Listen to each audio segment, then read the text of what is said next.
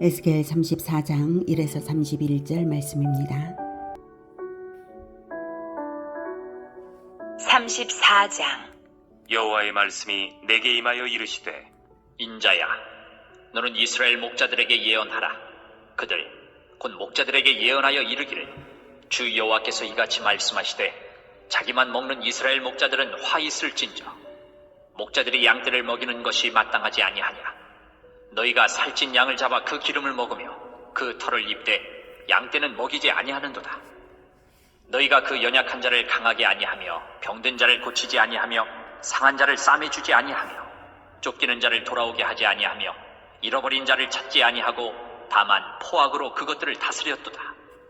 목자가 없으므로 그것들이 흩어지고 흩어져서 모든 들짐승의 밥이 되었도다. 내 양떼가 모든 산과 높은 맷뿌리에 마다 유리되었고 내 양떼가 온 지면에 흩어졌을 때 찾고 찾는 자가 없었도다. 사랑하는 형제 여러분, 7월 13일 목요일 저녁 목상에 오신 것을 환영합니다. 32장까지 심판 예언이 일단락되고요. 회복이 예언되는 제4부가 33장부터 시작이 되었습니다. 33장에서는 영적 파수꾼인 선지자 사명을 에스겔에게 주시면서 하나님의 말씀을 알릴 의무를 방기하여 알리지 않았을 때 자기 생명으로 책임져야 하는 중차대한 사명임을 말씀하셨습니다. 그리고 죄인이 회개하면 과거의 죄로 인한 죽음은 없다 하시고, 의인이 범죄하면 과거의 의로움 때문에 죽음을 면할 수 없다 하셨습니다. 최종적인 실존으로 심판대의 평가를 받으므로 오직 회개하여 공의를 행하는 길만이 생명을 얻는 길인데, 파수꾼인 선지자가 입을 다물면 죄인이든 의인이든 멸망에 방치한 책임이 있는 것입니다. 그리고 나서 예루살렘의 함락 소식이 들려올 때부터 에스겔은 결코 잠잠하지 않고 말씀을 가르치기 시작했습니다. 한편 예루살렘 함락 후에도 이스라엘 백성은 회개는 없으면서 오해하기를, 아브라함 한 사람에게도 가나안을 주셨던 하나님이 자기들 다수에게는 더욱 이 땅을 주시지 않겠느냐며 수효를 의지하는 말을 하였는데요. 하나님은 그러니 이스라엘을 더욱 심판하시겠다고 하셨습니다. 행위의 변화 없이 그 땅을 회복할 수는 없다는 것을 못 박아 말씀하셨죠. 그렇게 멸망을 겪고 나서도 회개하지 못하는 것은 이스라엘의 종교 지도자들이 잘못 지도한 것 때문입니다. 이스라엘은 하나님과 언약을 맺었으므로 언약에 합당하게 사는 것으로서 그 땅을 누릴 자격이 있는 것이지, 아브라함의 혈통이기만 하면 수효만큼 넓은 땅을 얻는 것이 아닙니다. 종교 지도자들은 아브라함의 혈통은 강조했지만 언약에 합당한 삶을 가르치지 않았으므로 그런 오류가 생긴 것입니다. 그래서 하나님께서는 본장에서 거짓 목자들에게 임할 심판을 말씀하십니다. 현대 교회도 마찬가지입니다. 교회를 출석하기만 하면 구원이 있는 것이 아니라 예수님의 새 언약에 합당한 삶을 살아야만 구원이 유지되는 것입니다.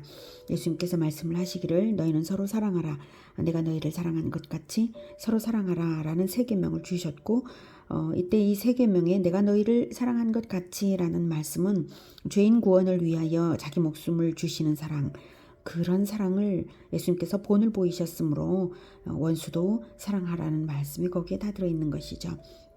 그렇게 사랑하라는 것이 예수님의 계명입니다. 그리고 지상 명령의 사명을 주셨죠. 모든 민족을 제자화하라. 예수님께서 가르치신 모든 것을 가르쳐 지키게 하는 그러한 모범이 되는 삶으로, 그리고 복음을 전하는 삶으로 모든 민족을 제자화하는 것을 포기하지 않도록 끝까지 가도록 바로 그 세 계명과 지상 명령 한 가지, 이렇게 하나의 계명과 하나의 사명을 남기셨습니다.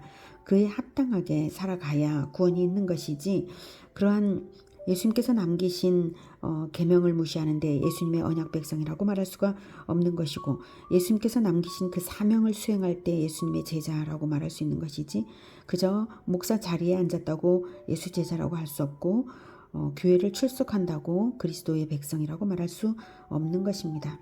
그래서 언약에 합당한 삶을 가르치지 않은 종교 지도자들에게, 즉 거짓 목자들에게 임할 심판을 말씀하십니다.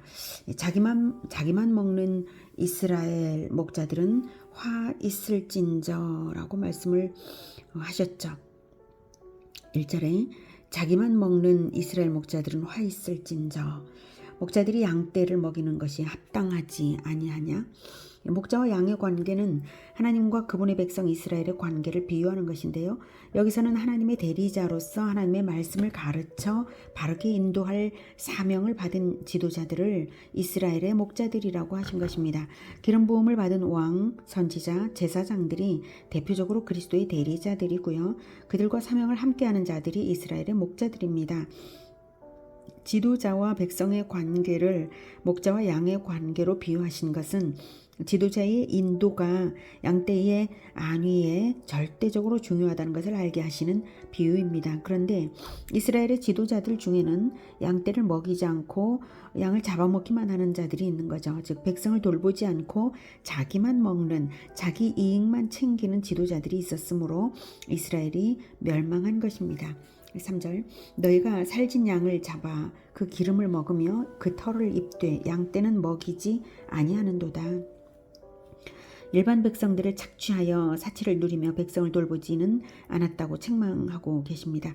기름을 먹으며 라고 표현하신 것은 기름을 먹는 것이 율법으로 금지된 일이므로 지도자들의 착취 행위가 마치 하나님께만 바쳐야 할 기름을 불법적으로 먹는 것과 동일한 범죄임을 알게 하는 표현입니다.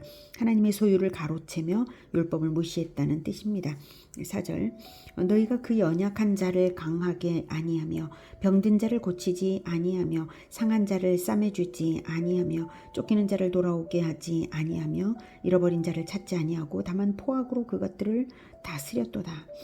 지도자의 의무는 백성을 바르게 고쳐주는 것입니다. 연약한 자는 강하게 하고 병든 자는 건강하게 하고 상한 자는 싸매주고 쫓기는 자 도망친 자는 돌아오게 하고 죄로 인해 숨어버려서 이뤄진 자는 찾아내어서 돌아오게 해야 합니다. 이런 일들은 오직 온유한 섬김으로서만 가능하고 진리의 가르침을 줌으로써 변화되게 해서 되는 것입니다. 그런데 이스라엘의 지도자들은 포악함으로 지배하며 군림했으니 그리스도의 대리자로서 합당하지 못했습니다. 그래서 처참해진 이스라엘의 꼴을 보시고 마침내 하나님께서 자기 아들을 이스라엘의 목자로 보내신 것입니다. 참된 목자가 없어서 참된 목자를 보내신 것이죠. 예수님은 왕직이나 제사장직을 갖지 않으셨지만 오직 진리의 말씀을 가르침으로써 참된 목자의 일을 다 하셨습니다. 진리를 가르침으로써 영혼을 고쳐주시고 그럴 때 병든 몸도 장애도 다 고쳐주셨던 것입니다. 예수님이 가르치시는 대로 따르면 인생을 바르게 살 수 있습니다.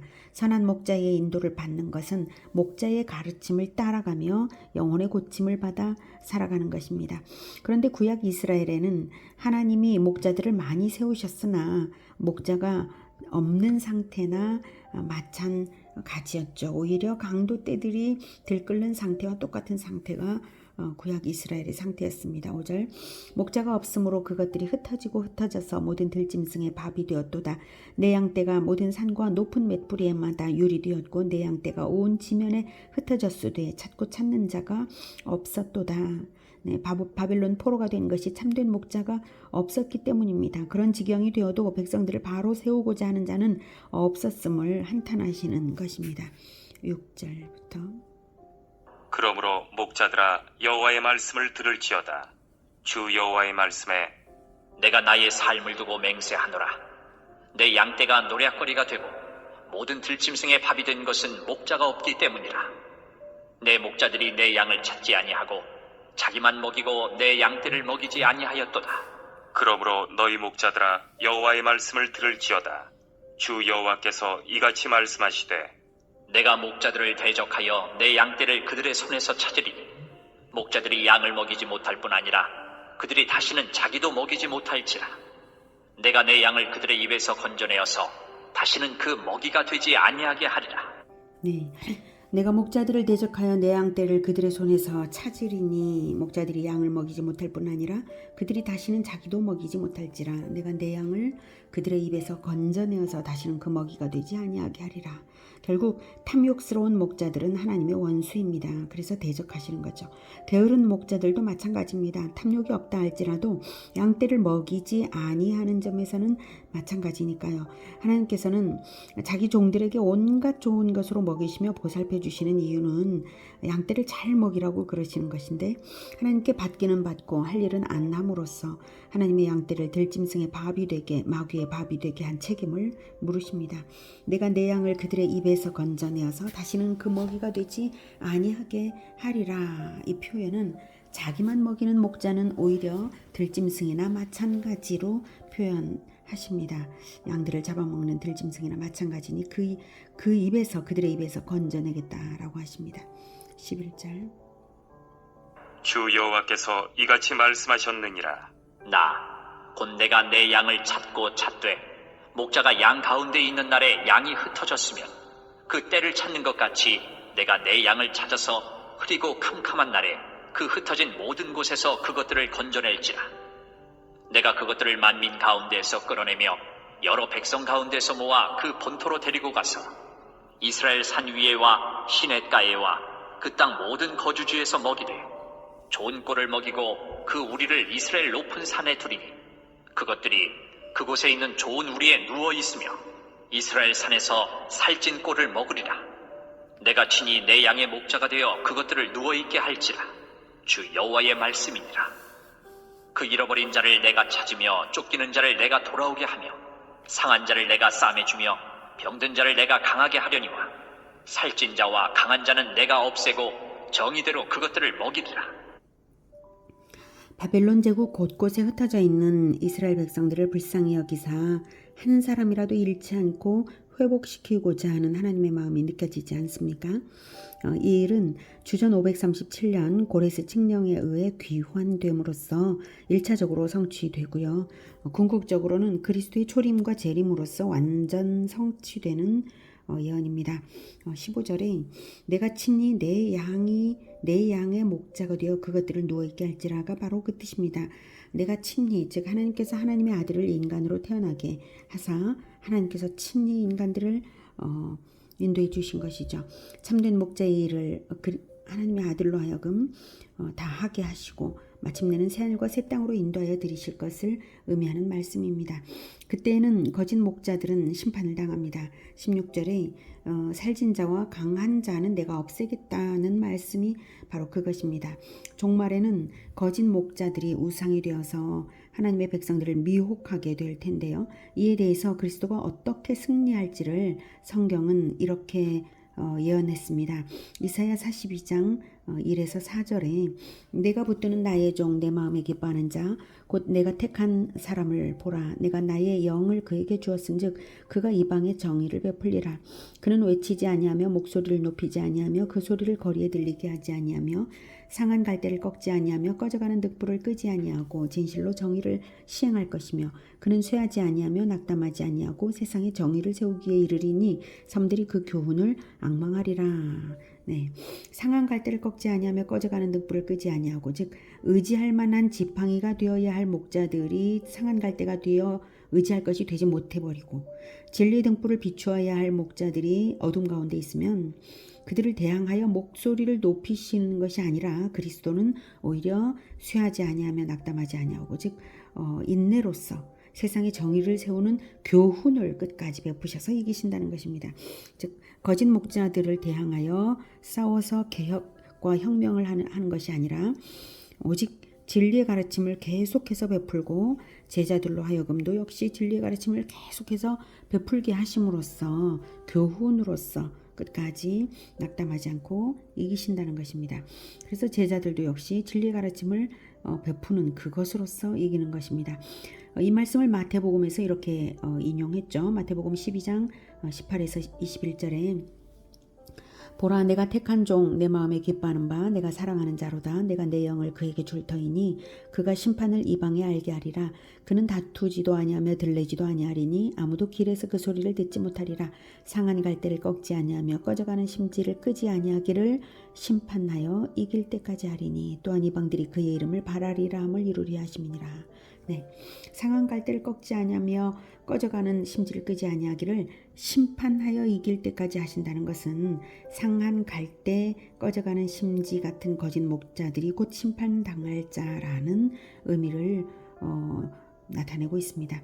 그렇다면 거짓 목자들에게 지도를 받는 위치에 처한 성도들은 어떻게 해야 할까요? 예수님은 지침을 말씀하셨습니다. 마가복음 13장 14절에 멸망에 가증한 것이 서지 못할 곳에 선 것을 보거든 읽는 자는 깨달을진저 그때에 유대에 있는 자들은 산으로 도망할지어다. 마가복음 13장 14절 말씀입니다. 멸망에 가증한 것 바로 우상이죠. 우상이 서지 못할 곳이 어디겠습니까? 진리를 베풀어야 할 강단, 바로 그 가장 거룩한 그곳에 우상이 서서 하나님의 백성들을 먹어치우려고 할 때에, 그것을 볼 때에 유대에 있는 자들은, 진정 하나님의 백성인 자들은 도망쳐라 라고 하는 것입니다. 유대에 있는 자들은 산으로 도망할지어다 했는데, 여기서 산은 그 당시에 1차적인 의미로서 예루살렘이 멸망하기 직전에 유대에 있는 자들이 성전으로 가지 않고 성전이 로마 병사에게 점령당할 때, 그리고 로마 병사들에게 이제 포위되기 직전에 그 성전은 열심당원들에 의하여서 점령당해서 성전의 지성소까지도 열심당원들이 점거를 했다고 해요. 그래서 멸망에 가증한 것이 서지 못할 곳에 선 그런 형국이죠. 그리고 또 예루살렘을 포위한 로마가 결국 성전까지 이제 회파하게 되는데, 바로 그것도 역시 이제 1차적으로 의미하느라 이제 산으로 도망하라, 즉 성 안으로 들어가지 말고 성에서 나와서 산으로 도망하라라고 예수님 말씀하신 그 1차적인 의미가 그렇고요. 그리고 궁극적인 의미로는 어떤 건물이 중요한 것이 아니라 오히려 이제 멸망에 가증한 것을 피하라라는, 도망할지어다가 이제 본질입니다. 그렇게 하라는 뜻입니다. 도망치라는 말씀이죠. 거짓 목자에 대항하여 싸우라는 것이 아니라 도망치라는 말씀입니다. 아주 쉬운 방법이죠. 거짓 목자에게서 도망치는 것이 바로 하나님이 맹수 같은 거짓 목자의 입에서 자기 양떼를 건져내시는 과정입니다. 도망칠 수 있는 것 자체도 참된 진리의 말씀을 분별할 수 있어야 가능할 테니까요.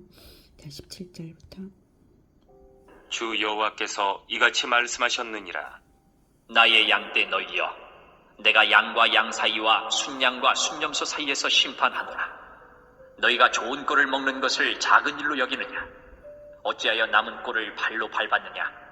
너희가 맑은 물을 마시는 것을 작은 일로 여기느냐? 어찌하여 남은 물을 발로 더럽혔느냐? 나의 양은 너희 발로 밟은 것을 먹으며 너희 발로 더럽힌 것을 마시는도다 하셨느니라. 그러므로 주 여호와께서 그들에게 이같이 말씀하시되, 나 곧 내가 살찐 양과 파리한 양 사이에서 심판하리라. 너희가 옆구리와 어깨로 밀어뜨리고 모든 병든 자를 뿔로 받아 무리를 밖으로 흩어지게 하는도다. 그러므로 내가 내 양떼를 구원하여 그들로 다시는 노략거리가 되지 아니하게 하고 양과 양 사이에 심판하리라. 네, 원래 이스라엘에 주신 율법에는 정당한 소유인 자기 농산물조차 다 추수하지 않고 일부를 밭에 남겨두어서 가난한 자를 돕도록 명하고 있습니다. 그런데 유다 말기에는 이러한 풍습이 사라졌을 뿐만 아니라 경제권을 독점한 부유층은, 물론 그들이 이제 종교 지도자들이기도 하죠. 그들이 서민들이 소유한 약간의 재물마저 빼앗아 차지하기 위해 악한 방법을 사용하였습니다. 마치 좋은 물을 먼저 마신 후에 다른 양들이 마시지 못하게 방해하는 불량한 순념소 같죠. 그래서 하나님께서 심판을 하시는데요. 같은 공동체 안에 있다고 같은 운명이 되는 것이 아니라 하나님은 그들을 구별하여 심판하시겠다고 하십니다. 이것을 예수님은 양과 염소의 구분처럼 최후 심판에서는 분명한 구분이 있을 것을 말씀하셨습니다. 목자가 양과 염소를 낮에는 같은 들판에서 먹이지만 밤에 잘 때는 양들이 염소들에게 수면을 방해받지 않도록 따로 구분하여서 재우거든요.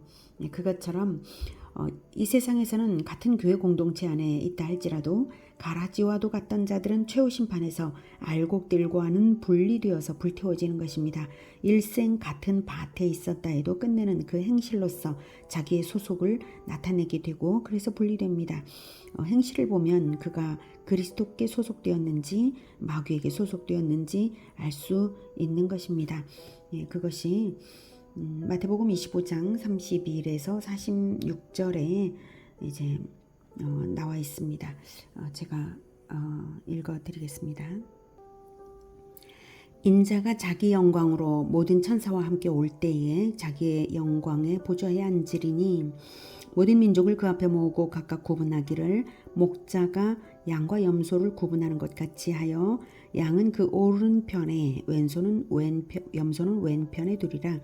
그때 임금이 그 오른편에 있는 자들에게 이르시되 내 아버지께 복받을 자들이여 나와 창세로부터 너희를 위하여 예비된 나라를 상속받으라. 내가 줄일 때에 너희가 먹을 것을 주었고 목마를 때에 마시게 하였고 나그네 되었을 때에 영접하였고 헐벗었을 때에 옷을 입혔고 병들었을 때에 돌보았고 옥에 갇혔을 때에 와서 보았느니라. 이에 의인들이 대답하여 이르되 주여 우리가 어느 때에 주께서 줄이신 것을 보고 음식을 대접하였으며 목마르신 것을 보고 마시게 하였나이까? 어느 때에 나그네 되신 것을 보고 영접하였으며 헐벗으신 것을 보고 옷 입혔나이까?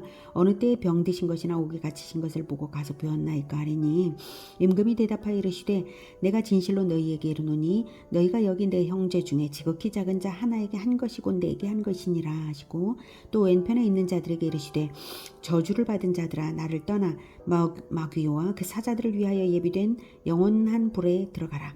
내가 줄일 때에 너희가 먹을 것을 주지 아니하였고 목마를 때에 마시게 하지 아니하였고 나그네 되었을 때에 영접하지 아니하였고 헐벗었을 때에 옷 입히지 아니하였고 병들었을 때와 옥에 갇혔을 때에 돌보지 아니하였느니라 하시니 그들도 대답하여 이르되 주여 우리가 어느 때에 주께서 줄이신 것이나 목마르신 것이나 나그네 되신 것이나 헐벗으신 것이나 병드신 것이나 옥에 갇히신 것을 보고 공양하지 아니하더이까?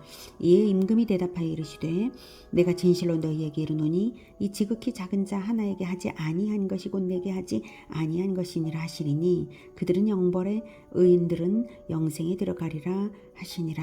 이것이 마태복음 25장 31에서 46절에 하신 말씀입니다. 여기에서는 예수님의 기준은 더욱 높죠. 영벌에 들어가는 자들은 단지 선행을 하지 않았다는 것 때문에 영벌에 들어가고 있습니다. 즉 선행을 하지 않았다는 것은 선행을 하시는 예수님을 따르지 않았다는 증거라는 것입니다. 의인들을 괴롭혔다는 증거가 없음에도 불구하고 예수님의 높은 기준에 따라 그 행위로서 판단하시는 구별하시는 양과 염소를 구별하시는 그런 예수님을 보여주셨습니다. 왼편에 있는 자들에게 저주를 받은 자들아 나를 떠나 마귀와 그 사자들을 위하여 예비된 영원한 불에 들어가라. 즉 거짓 목자들은 마귀의 사자들이었고 가라지였던 것입니다. 그들이 선행을 하지 않은 것은 곧 말씀도 가르쳐 주지 않았겠죠. 잘 그런 선행이라고 하는 것이 없었던 것입니다. 그저 좋은 자리에 앉아 있었을 뿐이죠. 마태복음 13장 40에서 42절에는 또 이렇게 말씀하십니다. 그런즉 가라지를 거두어 불에 사르는 것 같이 세상 끝에도 그러하리라. 인자가 그 천사들을 보내리니 그들이 그 나라에서 모든 넘어지게 하는 것과 또 불법을 행하는 자들을 거두어내어 풀무불에 던져 넣으리니 거기서 울며 이를 갈게 되리라 라고 하십니다. 그런데 거짓 목자들에 대한 심판은 그렇다 하고 양떼를 구원하기 위한 참된 목자는 그럼 어떻게 만날 수 있는가? 그게 에스겔 당시의 사람들로서는 중요하겠죠. 그래서 이런 예언을 주십니다. 23절. 내가 한 목자를 그들 위에 세워 먹이게 하리니 그는 내 종 다윗이라. 그가 그들을 먹이고 그들의 목자가 될지라. 나 여호와는 그들의 하나님이 되고 내 종 다윗은 그들 중에 왕이 되리라. 나 여호와의 말이니라. 네, 다윗의 후손으로 태어날 그리스도를 보낼 계획을 말씀하신 것입니다. 내 종 다윗이 곧 다윗의 후손 예수 그리스도를 말하는 것이죠. 성경은 아버지의 이름으로 아들을 동일시하여 부르기도 하니까요. 그리고 다윗 가문이 영원히 계속되리라는 다윗 언약에 따라 영원한 왕으로 태어날 다윗의 후손이 곧 다윗이고 또 참된 목자가 될 것이라는 말씀입니다. 예루살렘이 완전히 멸망하고 백성들은 제국 각처에 뿔뿔이 흩어진 마당에 하나님은 진정한 새 이스라엘을 회복시켜 목회를 할 그리스도를 보내시겠다고 소망을 주시고 계신 것입니다. 그래서 바벨론에서도 이스라엘은 비록 포로 신세가 되었지만 소망을 잃지 않고 믿음을 지켜낼 수 있었던 것이죠. 이 말씀을 믿었던 자들은 훗날 고레스 칙령으로 귀환할 때에 다윗의 후손인 왕족 스룹바벨을 인솔자로 세우고 예루살렘으로 돌아와 성전을 건축했던 것입니다.